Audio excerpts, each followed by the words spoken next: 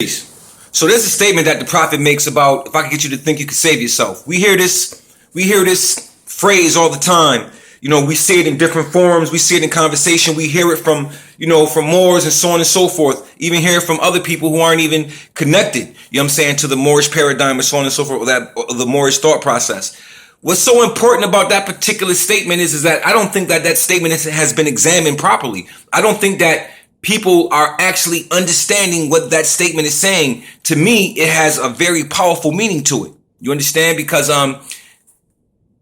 thought is the beginning and the cause of all things. And with thought, if you think properly, you can save yourself. This is what the prophet said.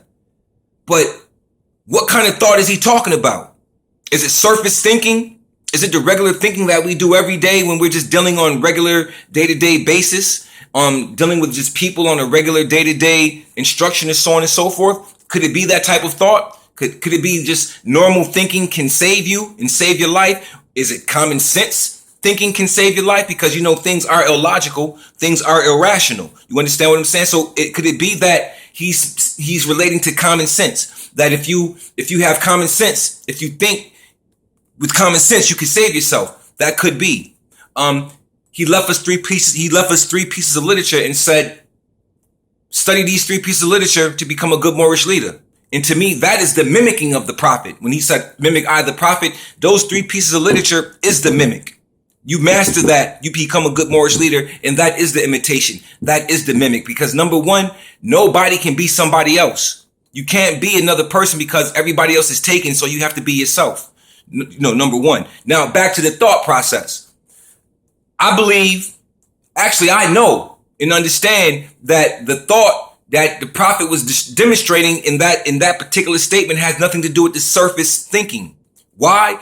How many of you meditate? How many Moors meditate, really meditate? Like sit down and meditate. How many Moors have followed the example of the principle of Jesus in the Moorish Holy Quran and studied the things that he studied through his 18 years? How many of you have read the Psalms and the Vestas and so on and so forth? How many of you have done that? How many of you meditate? Because see, meditation, another word for meditation, a synonymous word for meditation is thought. If I can get you to think you can save yourselves. Another synonymous word for meditation is thought, and thought is the cause of all things. The Moorish Holy Quran teaches that, man doesn't know by being told. Man can trace himself back, thus he knows. A mastermind can trace himself backward through the ages. How do you trace yourself backward through the ages? You trace yourself backward through the ages with thought.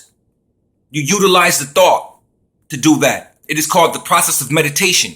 See, this can save you. This can save you. If I can get you to think you can save yourself, because now you know.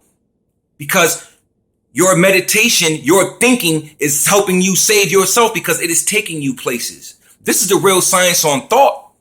This is what the prophet is saying. If I can get you to think you can save yourself. You understand what I mean? So when you take thought and you put it all together and you push this with meditation and so on and so forth, now you working with the triune law. Now you can also take certain things and go back into chapter 1 and understand how you can work with the ethers. You understand what I mean? How you can call air, fire, water, and earth at your disposal and so on and so forth. That is saving yourself. Now go take this and save yourself. Thought, meditation is the same process. Thought, meditation, contemplation, they're all one. So in my draw, when the prophet is saying, if I can get you to think you could save yourself, he's speaking on the science of meditation. The science of how man can meet Allah face to face and so on and so forth. Because when man, he honors Allah in this physical manifest. This is the attributes, the expressions. The thought is an expression of its source. You understand what I'm saying? So therefore, meditation is the key. One of the keys to save yourself. That is the thought that the prophet is discussing when he says, if I can get you to think, you can save yourself. If I can get you to think, if I can teach you to sit still and listen to that small, still voice and gain information, you can save yourself because that is God leading you. You understand? The creator works through man. He speaks to man two ways, through his creation, and he speaks to man through his own self. And man can only hear when he's sitting still. That's the science behind the term peace. Be still. That's an allegorical science there. Peace is attained when one is being still. You see what I mean? So therefore, the thought process, or you can save yourselves by thinking, is basically, in my understanding, drawing on meditation and aligning yourself, the will, the breath, the thought can change and alter the manifest and what's around the manifest. So on that note, learn to think. Peace.